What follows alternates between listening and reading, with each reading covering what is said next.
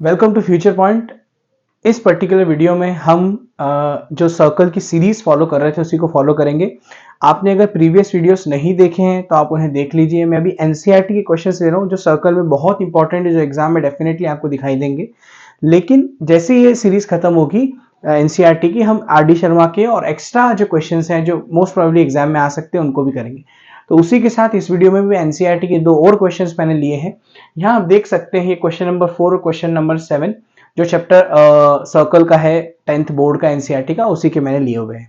ठीक है, फर्स्ट जो क्वेश्चन नंबर 4 इसका डायग्राम मैंने बना लिया है so that we can save our time in this particular video. अब मैं आपको बताता हूं कि ये पर्टिकुलर क्वेश्चन में क्या कहा है और देन मैं इसको सॉल्व करके बताता हूं। आप पेन कॉपी लेके बैठिए। अगर आपको आ रहे हैं क्वेश्चन तो खुद से करके देखिए, ठीक है, और नहीं तो आप अंडरस्टैंड करने की कोशिश कीजिए कि हमें करना क्या है इस क्वेश्चन में। Now look here. तो यहां पे हम देखते हैं, पहला क्वेश्चन लिखा है prove that the tangents drawn at the ends of a diameter a circle are parallel. अब ये क्या लॉजिक है इसका? उन्होंने कहा एक सर्कल आपने बना लिया, जैसे आपको दिख रहा है मैंने एक सर्कल बीच में बना रखा है, और उन्होंने कहा कि उस सर्कल की जो डायमीटर है जो कि है ए बी, ठीक है, इस सर्कल की जो डायमीटर है, डायमीटर, उस डायमीटर ए बी के जो एंड पॉइंट्स हैं, एंड पॉइंट्स का मतलब क्या है, ए और बी उसका एंड पॉइंट है जहां पे वो एंड हो रही है। तो उन एंड पॉइंट से दो टेंजेंट्स पास हो रहे हैं, आर एस और पी क्यू। ये दोनों टेंजेंट्स आपको दिख रहे हैं, पार हो रहे हैं या पास हो रहे हैं। ठीक, अगर ये टेंजेंट्स पास हो रहे हैं दो एंड पॉइंट से डायमीटर के, तो वो कह रहे हैं कि इसको प्रूव करो कि ये दोनों जो लाइंस हैं वो पैरेलल है नेचर में। ठीक है, तो हमारा मेन एम है कि आर एस और पी क्यू को हम पैरेलल बताएं। अच्छा, नेमिंग आप अपने हिसाब से कर सकते हैं, रैंडम नेमिंग मैंने की है, A B P Q R S and something else, कुछ भी आप ले सकते हैं तो आपको ठीक लग रहा है। ठीक, अब हमें क्या गिवन है? गिवन तो ऐसे ही पार्ट है, हमने बनाया है, कंस्ट्रक्ट किया है। आर एस और पी क्यू जो है हमारे पास दो टेंजेंट्स हैं, ठीक है, और हमें प्रूव क्या करना है?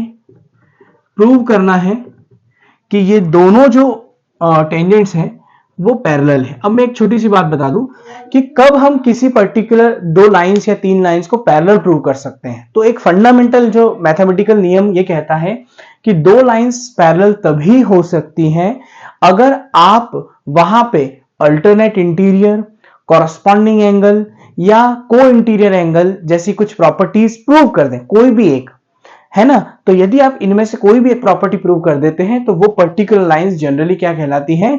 कॉरस्पॉन्डिंग नेचर की हो, या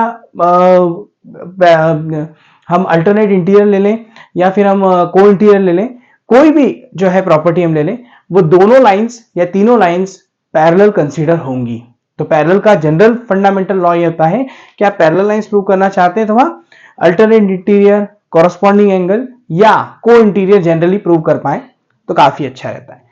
तो यहां पे हम देखते हैं ये सेंटर O है यहां पर, ठीक है, और इस O सेंटर से A तक एक रेडियस गई है, क्योंकि O टू A एक रेडियस है, O टू B भी एक रेडियस है। ठीक है, सेंटर से सर्कल तक की दूरी नॉर्मली रेडियस कहलाती है। अब यहां पे जो रेडियस गई है इससे एक थ्योरम बनती है। थ्योरम क्या है? तो थ्योरम में यहां लिख रहा हूं टू प्रूफ में, प्रूफ में हम यहां सबसे पहले थ्योरम लिखेंगे। तो थ्योरम ये कहती है कि a line drawn from center to point of contact।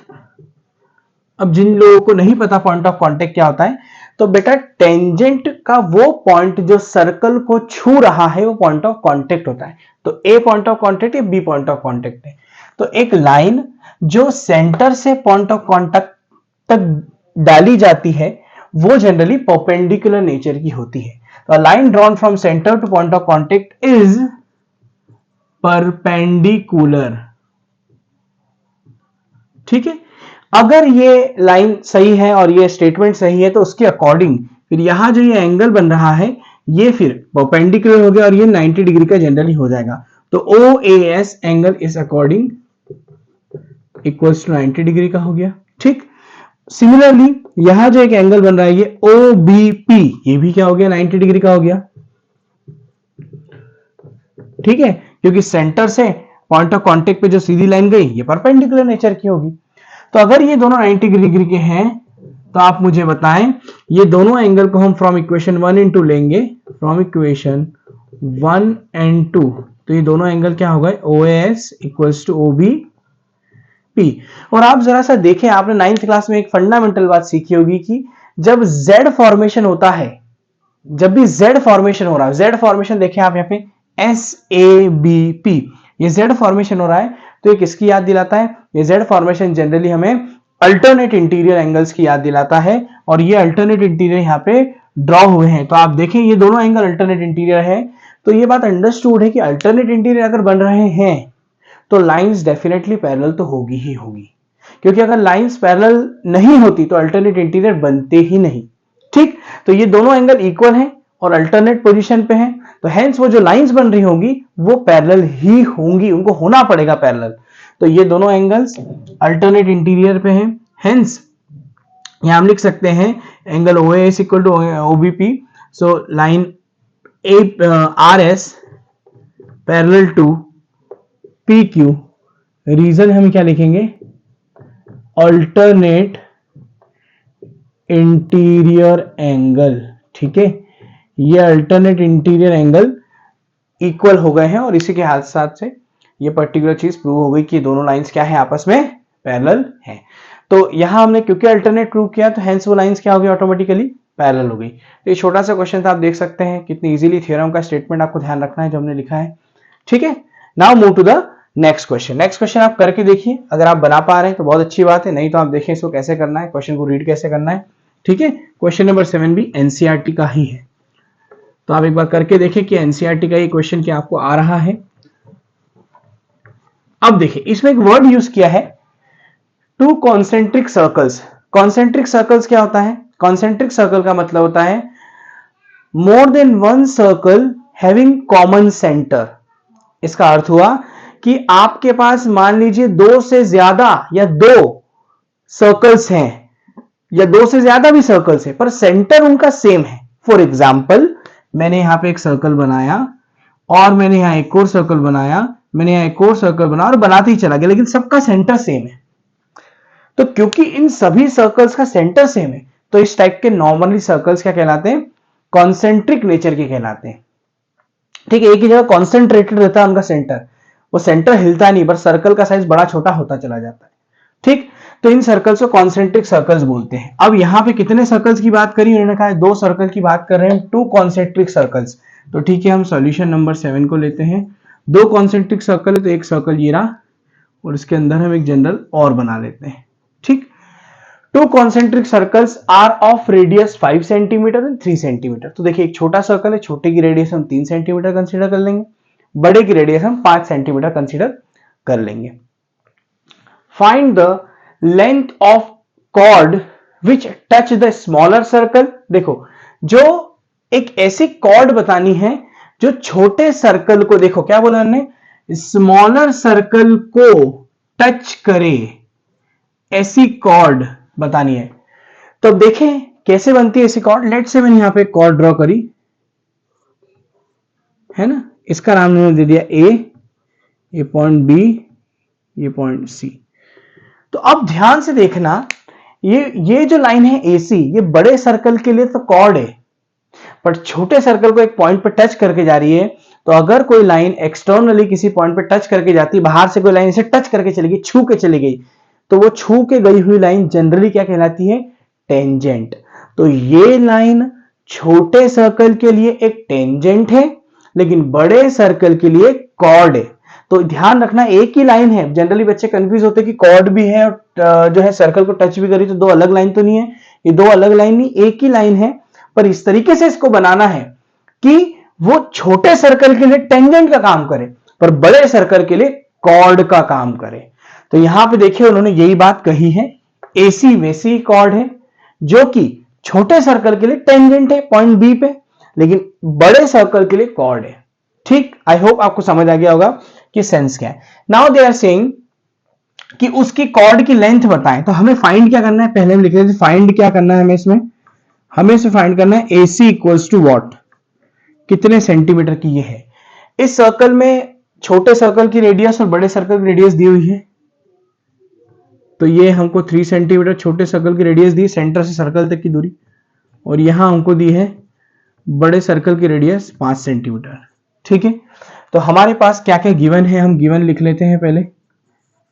Given में हमारे पास है AC इज अ कॉर्ड, ठीक है, ठीक है, और फिर हमारे पास है यहां पर OA की लेंथ बेटा है, देखिए आप 3 सेंटीमीटर है, और OB की लेंथ है 3 सेंटीमीटर, OA की लेंथ है बेटा 5 centimetre.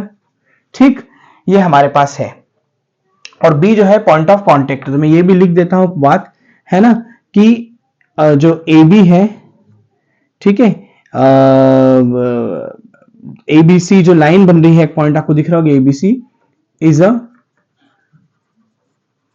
Tangent to smaller circle. मैं डिटेल में इसलिए लिख रहा हूं ताकि जो बच्चे नहीं क्लिक कर पाते एक बार में चीजों को, तो हम वो भी थोड़ा समझ पाए कि एग्जैक्टली क्या हो रहा है।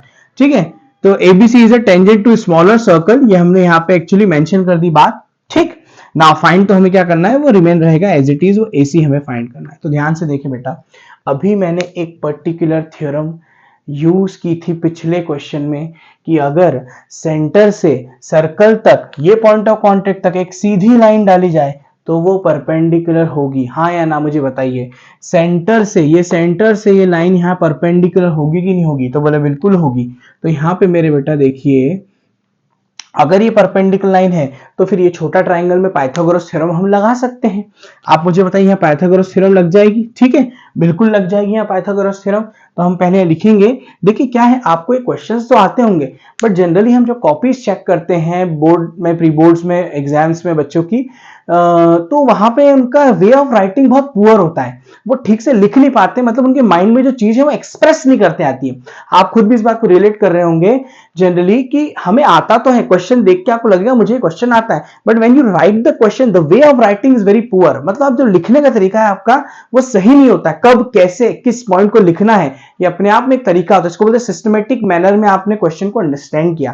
तो केवल ये समझना कि मुझे क्वेश्चन आता है वो बात अलग है। ठीक, तो मैं एक एक बार डिटेल में बार बार इसलिए कह रहा हूं आपको याद रहे कि लिखने का तरीका क्या है, गिवन क्या है, फाइंड क्या करना है, सॉल्यूशन कैसे लिखना है, ताकि आपके मार्क्स बिल्कुल भी इसमें डिडक्ट ना हो एग्जाम में। तो बेटा यहां पे हम पहले थ्योरम का स्टेटमेंट लिखेंगे। ठीक है, वही line, a line drawn from centre two point of contact is perpendicular. अगर ये ऐसा है तो बेटा कौन सा एंगल मिल गया, OBA, ये पूरा 90 डिग्री का मिल गया बेटा हमारे पास ये। तो इन ट्राइंगल, कौन सा ट्राइंगल है बेटा, OBA, है ना, OBA। ठीक है, यहां पे हम लगाएंगे बाय पाइथागोरस थ्योरम। तो बेटा पाइथागोरस थ्योरम क्या होती है, हलवा स्क्वायर इक्वल टू पूड़ी स्क्वायर प्लस भजिया स्क्वायर। नहीं, खाने पीने की कोई बात नहीं है यहाँ पे, छोटी सी बात है, बच्चों को याद नहीं रहता है तो नॉर्मली इस तरीके से बोले थे। बाकी हाइपोटेनस का square is equal to perpendicular उसका प्लस बेस स्क्वायर, बट फिर भी याद रखना हलवा पूड़ी भजिया, हलवा स्क्वायर इक्वल टू पूड़ी स्क्वायर प्लस भजिया स्क्वायर। इट मींस एच क्या है बेटा, OA कितना है बेटा, 5 का स्क्वायर। ठीक, परपेंडिकुलर बेटा 3 है, और बेटा बेस क्या है, बेस AB। ठीक, तो बेटा ये हो गया 25, ये हो गया 9, है ना। आई होप आपको समझ आ रहा होगा। 25 minus 9 equal to AB square, ये हो गया बेटा 16। ठीक, तो बेटा 16 किसका रूट है आप देख लें, या स्क्वायर है तो ट्रांसफर होगा बेटा, है ना। और लेंथ है तो हम प्लस माइनस नहीं ले रहे हैं, है ना, लंबाई है किसी चीज की तो लंबाई कभी नेगेटिव में नहीं होती है, तो इसलिए माइनस का साइन नहीं ले रहे, पॉजिटिव ही ले रहे हैं इसको। ठीक है बेटा, तो ये हो जाएगा 4 सेंटीमीटर आपके पास AB लेंथ आ गई। फिर बच्चे बोलेंगे सर निकालना तो AC था, AB निकाल के सेंस क्या है। मेरे का बेटा ध्यान से देखें, AB आपके पास आ गई बेटा, यहां तक कोई दिक्कत नहीं, अब AC निकालना है।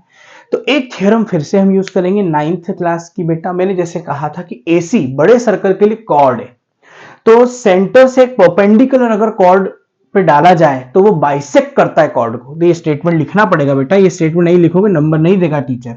ठीक है, तो यहां हम स्टेटमेंट लिखेंगे, क्या है थ्योरम का स्टेटमेंट, है ना, perpendicular drawn from centre to chord bisect the cord.